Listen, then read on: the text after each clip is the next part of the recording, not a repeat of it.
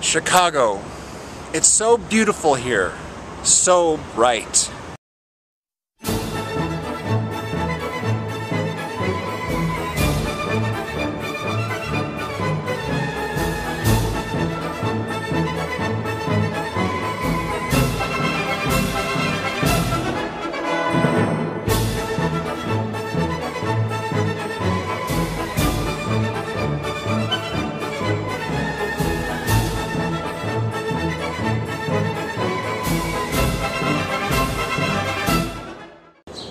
Greetings one and all, welcome back to the Movie Reviewers 100. My name is Scott, also known as CINERAM, Professor CINERAM to some, and I am wrapping up this week's theme, movies about a journey. Now the topic of journey can be interpreted a number of different ways, and as I was trying to come up with a film to talk about for this theme, the first one I thought of was Jerry, the Gus Van Sant film in which Matt Damon and Casey Affleck wander around the desert lost for about an hour and a half, and not a lot happens besides that.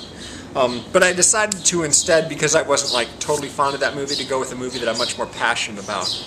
A movie which chronicles the main character's quest to, amongst other things, get to a place called Shell Beach. What exactly is Shell Beach? Well, it's a beach, obviously, but it's also something more than that. It's an idealized memory from the main character's past. He remembers going there. He remembers, as a kid, basically, he was brought there by his parents. The weather was beautiful. He played in the sand. He swam in the ocean. Got an ice cream from the vendor, everything like that. It was just like this perfect day, this perfect memory from his childhood.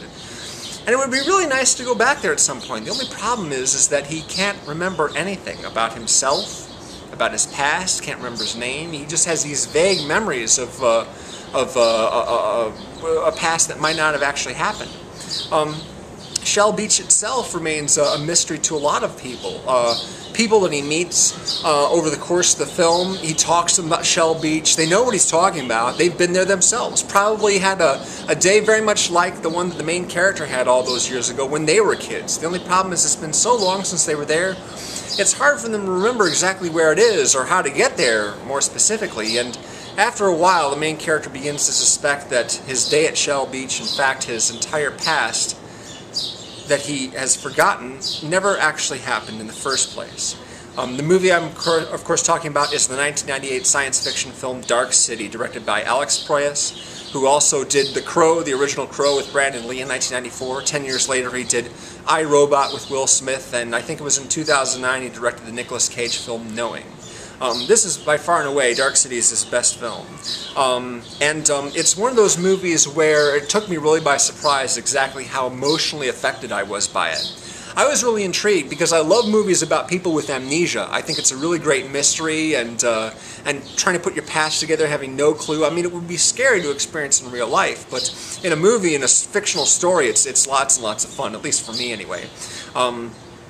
The main character is Rufus Sewell, and he finds his wallet eventually and looks at his ID and sees that his name supposedly is John Murdoch, although there is evidence against this, because as he wanders around the city where he lives, trying to find out what's going on, trying to find out what's happened to him, he notices at a certain point that all the residents of the city fall asleep at the same time, and then these weird individuals with long coats and hats and pale faces start carrying them different places, and the shape of the buildings change around him, and they put these people into new locations, and a doctor comes along and inserts a syringe into their heads and injects them with new memories, and so they wake up believing they're completely different people. So like, if that's happening to him, and he woke up in this hotel room alone, not knowing who he is, and there was a syringe maybe nearby that would have been used to inject him, but something went wrong, and he figures that if he remembered anything, the memories he had wouldn't be real anyway. So what is real exactly? What is he going to do about this? The doctor in question is played by Kiefer Sutherland.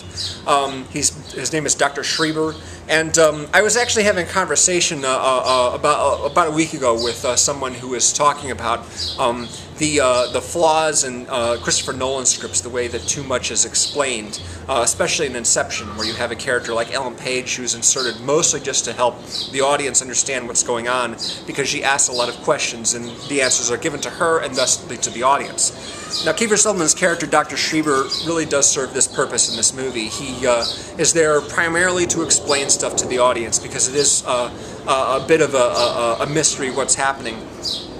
So in that sense, that you could consider that a flaw of the movie, but I really didn't at the time. When I saw it, I was just utterly fascinated by what was happening here. And once I learned more about what was going on, it really sort of gave me the chills, I guess you could say. You know, it was just a crazy situation, and I just couldn't believe that they were where they were. It wasn't just John Murdoch himself that's in the situation. Everyone else in the entire city seems to be under the spell of this strange force that they can't explain and don't really know anything about.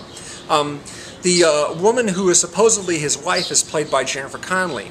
Her name is Emma, but again, he's wondering whether or not her memories were affected as well. There's also a detective who's played by William Hurt, who is wandering around trying to solve a serial killer. John Murdoch at first believes that it is possible that he is the killer. He's been cutting up women, you know, cutting spirals into their bodies in blood, but you know, he doubts that as well. He doesn't think that this actually happened because of all the things that he's been observing. The other main character is played by Edmund O'Brien, I believe his name is, or it could be, it's actually Richard O'Brien. Sorry, Richard O'Brien, who played a major role in Rocky Horror Picture Show. He plays one of the so-called strangers. These characters, these strange, otherworldly, pale people in the coats and hats. They're up to something. They're performing some kind of big experiment involving everyone in the city. And Rufus Sewell is trying to figure out what that is, and he goes to Dr. Schreiber for help, and he tries to, you know, protect Jennifer Connelly as well. But it's all very, very complicated, and as the movie goes on, you learn more and more. I just felt more and more for these people. My heart went out to them, it's one of those few movies that really sort of affects me so much that I just can't help crying my eyes out. And that's happened actually recently in Oz the Great and Powerful. There's a moment in that movie that's a specific callback to the original Wizard of Oz, and just like, oh, wow, that's crazy, and made me cry a lot. This one, there's at least 3 different scenes in which I'm just sobbing my eyes out the first time I saw it. There is a director's cut of this movie, and basically it adds a couple of minutes of footage, basically, a couple of minutes worth of scenes and dialogue to the film, but the most significant change is the very beginning, which Kiefer Sutherland's narration is erased. In the theatrical version, he has some narration. He talks about the strangers, he talks about something that they can do, this ability that they have, and that presumably was put in there at the studio's insistence just to help audiences not get completely lost or whatever, and a lot of people didn't like that. They felt like Blade Runner, the movie works better without narration. So the director's cut has no narration. But of course I saw the theatrical version and I loved it, so the narration really didn't bother me that much. In fact, I would argue that because I didn't have to think so hard about what was happening, I was able to sort of feel it more than actually think about it, you know, so that's something, I don't know. But a lot of people really enjoy this movie. I think it's widely considered to be a sort of a cult sci-fi classic. I enjoy this movie a heck of a lot. I love the, you know, production design, and I love the score. The score is just so beautiful, especially during the last scene of the movie. Just an incredible score, one of my favorites. Yeah, it's terrific movie. And so the journey to Shell Beach begins with the loss of memory and the loss of self. And so John Murdoch in his quest to find Shell Beach is also looking for himself as well. So really cool picture. So thank you very much for watching. Please check out the other guys' reviews on Journey movies. I especially recommend Ray's video on Castaway, especially if you've already seen the movie. If you haven't seen Castaway with Tom Hanks, he basically tells the entire story, so maybe you want to skip it. But if you have seen it, you'll probably appreciate his review, because he goes in a lot of the themes, a lot of the technique, the filmmaking technique. One of Ray's best reviews. I really liked it a lot.